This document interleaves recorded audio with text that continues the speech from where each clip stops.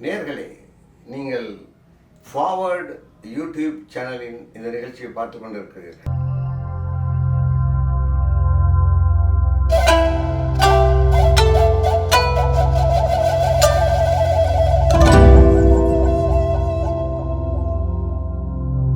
நீங்கள் குறிப்பிட்டது போல் வெளிநாடுகளெல்லாம் நம்மளை அழைக்கிறாங்கன்னுலாம் சொல்லியிருந்தீங்க. ஆரம்பத்தில் நீங்கள் குறிப்பிட்டிருந்தீங்க யாதும் ஊரே யாவரும் கேள்வி சொல்லியிருந்தீங்க. தமிழ் வந்து நமக்கு இன்னும் சில விஷயங்களை சொல்லிக் கொடுத்துருக்கு. திரைக்கடல் ஓடி திரவியம் தேடி போய் நிறைய விஷயங்களை நமக்கு சொல்லிக் கொடுத்துருக்கு. தமிழகத்தில் 7 கோடி மக்கள் இருக்கிறாங்க. ஒரு 7 லட்சம் பேராவது விமானத்தில் பயணம் செஞ்சுருப்பாங்களா? இல்லை அதெல்லாம் ஒரு குறிப்பிட்டு நம்ம சொல்ல முடியாது. இந்த நிலையெல்லாம் எப்படி நீங்கள் பார்க்குறீங்க? இந்த நிலையை மாற்றுவதற்கு என்ன வழி? ஏன்னா வளர்ந்துக்கிட்டு இருக்க சுற்றுலாத்துறையை வளர விடாமல் தடுக்கணுமா?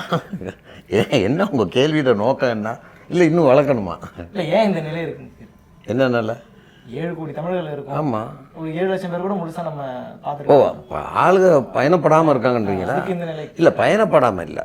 அதாவது சுற்றுலான்றது எடுத்தோன்னே அமெரிக்கா, எடுத்தோன்னே ஈஃபில் டவர் பார்க்க போகிறேன், இதோ சுதந்திர சிலையை பார்க்க போகிறேன், ஏதோ சீன டவரை பார்க்க போகிறேன்றதெல்லாம் இல்லை. அது வசதியை பொறுத்து பார்ப்பது. சுற்றுலான்றது நம்ம ஊர்களில் கஞ்சி காய்ச்சி ஊற்றுவாங்களே குலதெய்வத்துக்கு, எல்லாம் எங்கே இருந்தாலும் ஊருக்கு வந்துடுவான், கொடைப்பணம் கட்டிடுவான் கோயிலுக்கு, அதில் கஞ்சை ஊற்றுவாங்க, எல்லாம் மச்சான் மாமன் தண்ணி அடிப்பான், ஆடை வெட்டுவான், சாப்பிடுவான், குதூகலமாக இருப்பான். முடிஞ்ச அளவுக்கு நடந்துக்கிட்டு தான் இருக்கும். அப்புறம் தேர் திருவிழா, அப்புறம் சித்திரை திருவிழா, இதெல்லாமே சுற்றுலாவோட வர்றது தான். அப்படி வந்து அதை பார்ப்பான், அந்த மகிழ்ச்சி. ஆகவே பணத்தால் தீர்மானிக்கப்படுற விஷயத்தை பலகீனமாக நம்ம சுற்றுலா எடுத்துக்கக்கூடாது. அவன் அதுக்காவது வர்றானே, குலதெய்வம் கோயிலுக்காவது வர்றானே, தேர் திருவிழாவுக்காவது வர்றானே, வடம் பிடிச்சி இழுக்கிறானே, அந்த சுகம். காலப்போக்கில் பொருளாதார வட்டத்தில் அவனும் பணக்காரன் ஆகிடுவான். வட்டம் தானே. இன்றைக்கி பணக்காரன், நாளைக்கு பிச்சைக்காரன், நேற்றைய பிச்சைக்காரன் இன்றைக்கி பணக்காரன். அது அப்படியே சுற்றி வந்துடும். வந்து அவன் ஊருக்கு வருவான், பணம் சம்பாதிப்பான், அவனுக்கு சுற்றுலா கூப்பிட்டு போவான். ஆகவே விரும்பியோ விரும்பாமலே நீங்கள் நம்புங்க, இந்த 7 லட்சம் பேரும் சுற்றுலா போய்கிட்டு தான் வந்துக்கிட்டு தான் இருக்காங்க. அதுதான் உண்மை. ஆனால் பெரிய பெரிய இடங்களுக்கு போக வசதி இல்லாமல் அது போகும். காலப்போக்கில் எல்லாமே 3 தலைமுறைக்கு செல்வந்தராக வாழ்ந்தவர்களும் இல்லை, 3 தலைமுறைக்கு வறுமையில் வாடியவர்களும் இல்லை. வந்துடும். சுற்றுலாத்துறையை மேம்படுத்த அரசு என்ன மாதிரியான நடவடிக்கைலாம் எடுக்கணும்? அரசு எந்த நடவடிக்கையும் எடுக்கக்கூடாது. ஏன்னா அது அரசுக்கு வேலை இல்லை. அரசு நடவடிக்கை எடுத்துச்சுன்னா அந்த துறை வளராது என்று கேட்டார்.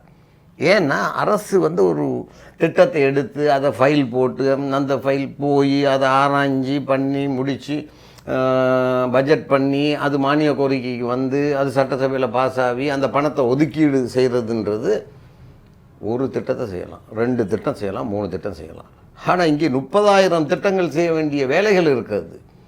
இந்த வட்டத்தில் செய்ய முடியாது. அதுக்குள்ளே 1 வருஷம், 2 வருஷம், 3 வருஷம், 5 வருஷம் காலம் ஓடிடும். அந்த பணவு நிதி அமைச்சுக்கு போனது வரணுன்னா அரசாங்கமே முடிஞ்சு போயிடும். அப்புறம் எங்கே செல்லும்? இது சர்வீஸ் இண்டஸ்ட்ரீஸ்.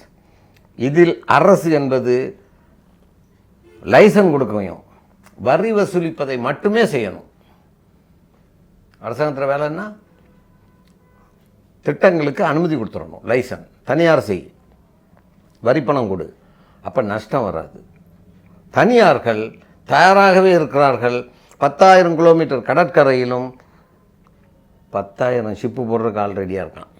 வெளிநாட்டுக்காரன் துபாய் எல்லாம் வந்து நின்று நான் ஃபெரி போடுறேன், நான் ஹோட்டலே போடுறேன், ஷிப்பை கொண்டு நிப்பாட்டுறேன், நான் கன்னியாகுமரியில் கல்யாண மண்டபமே வைக்கிறேன், கடலில் வாட்டர் ஸ்போர்ட் பண்ணுறேன், பறக்கிற வாட்டர் பண்ணுறேன், நீந்துறது பண்ணுறேன், ஸ்கோபா பண்ணுறேன். அவன்கிட்ட கோடி கோடியாக பணம் இருக்குது. அவனை நீ அனுமதிச்சா அவன் செய்ய தயாராக இருக்கான்.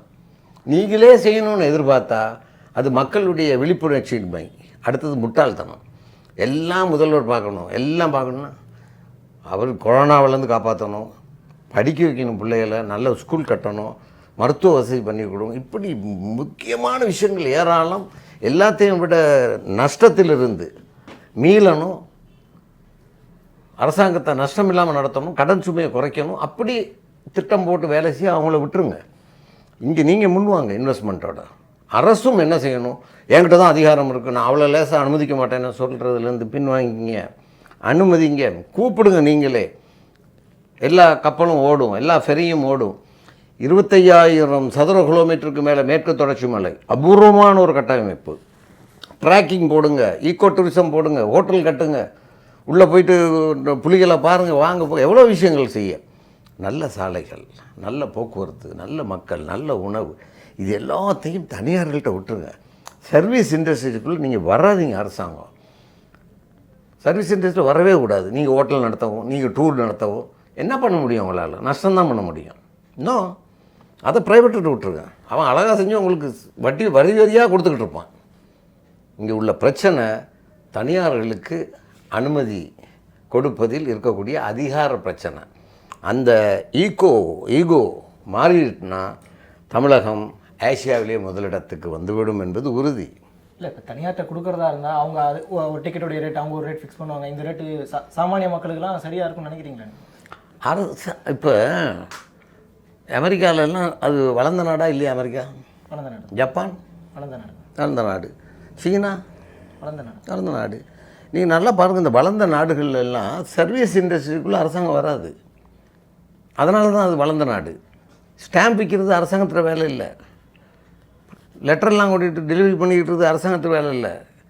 கொரியர் நடத்துறது அரசாங்கத்தில் வேலை இல்லை. ஹோட்டல் நடத்துறது அரசாங்கத்தில் வேலை இல்லை. ட்ரெயின் ஓடுறது அரசாங்கத்தில் வேலை இல்லை. பஸ் ஓட்டுறது அரசாங்கத்தில் வேலை இல்லை. ஒரு தனியார் ஒரு பஸ்ஸை மெயின்டைன் பண்ணான்னா ஒரு பஸ்ஸுக்கு 5 பேர் இருந்தால் போதும். இது அரசாங்கம் பண்ணால் 8 பேர் வேணும். ஆனால் 5 பேரை வச்சு இவன் லாபம் பார்ப்பான், அவன் 8 பேரை வச்சு நஷ்டம். மக்களுடைய வரிப்பணம் எல்லாம் வீணாவது அரசின் சர்வீஸ் இண்டஸ்ட்ரினால். ஆகவே சர்வீஸ் இண்டஸ்ட்ரியிலேருந்து நீங்கள் பின்வாங்கிங்க, நீங்கள் அந்த இடத்துக்கே வராதிங்க. அது தனியாரால் தான் முடியும். அவன் நஷ்டப்படுத்த மாட்டான். ஊழியர்களின் திறமையை சரியாக பயன்படுத்துவான். அமெரிக்கா, ஜப்பான் எந்த நாடு எடுத்தாலும் தனியார் போ, நீ ஓட்டிக்க ட்ரெயின், நீ ஓட்டிக்க பஸ்ஸை, நீ ஹோட்டல் நடத்து, எல்லாம் நடத்து. 4 அமைச்சையா அமெரிக்காவில்? 4 அமைச்சு தான். வெளிவாரம், உள்வாரம், ஹோமு, பாதுகாப்பு, வெளிவாரம், இவ்வளோதான். இங்கே தொட்டது வச்சது எல்லாத்துக்கும் அரசாங்கம் நான் மட்டும்தான் செய்வேன். கொரோனாவில் மக்கள் எக்கேடு கட்டு வீணாவி தற்கொலை பண்ணிக்கிட்டாலும் கூட எனக்கு மட்டும் மாதம் சம்பளம் வரணுன்ற ஒரு நிலைமை தானே இங்கே இருக்குது. அரசியல்வாதிகளும் அரசு அதிகாரிகளுக்கும் முறையாக மாதம் பணம் வந்துச்சு, சம்பளம் வந்துச்சு, ஜாலியாக இருந்தாங்க. மக்கள் செத்தான். 90% சொந்த காசு, நகை, நட்டு எல்லாம் போட்டு பேங்க் கடன், இஎம்ஐ, கிரெடிட் கார்டு எல்லாம் போயிட்டு பிச்சை எடுத்தான். சரியா இந்த நிலைமை? இல்லை. அரசியல் வேலை செய்கிறவனாக இருக்கட்டும், சாதாரண விவசாயியாக இருக்கட்டும், அவன் வாழ்ந்திருக்கணும், சமமாக மக்கள் வாழ்ந்திருக்கணும். அந்த சூழ்நிலை இல்லை. அது காரணம் சர்வீஸ் இண்டஸ்ட்ரீஸை இவங்க வச்சுக்கிட்டு இவங்களே பண்ணணும். டிவி நடத்துகிறது அரசாங்கம் வேலையா? இங்கே டிவி அரசாங்கம் பண்ணக்கூடாதுன்னா அதுக்கு ஒரு கோஷம். லாஸில் ஓடுது. லாஸில் தான் ஓடும்.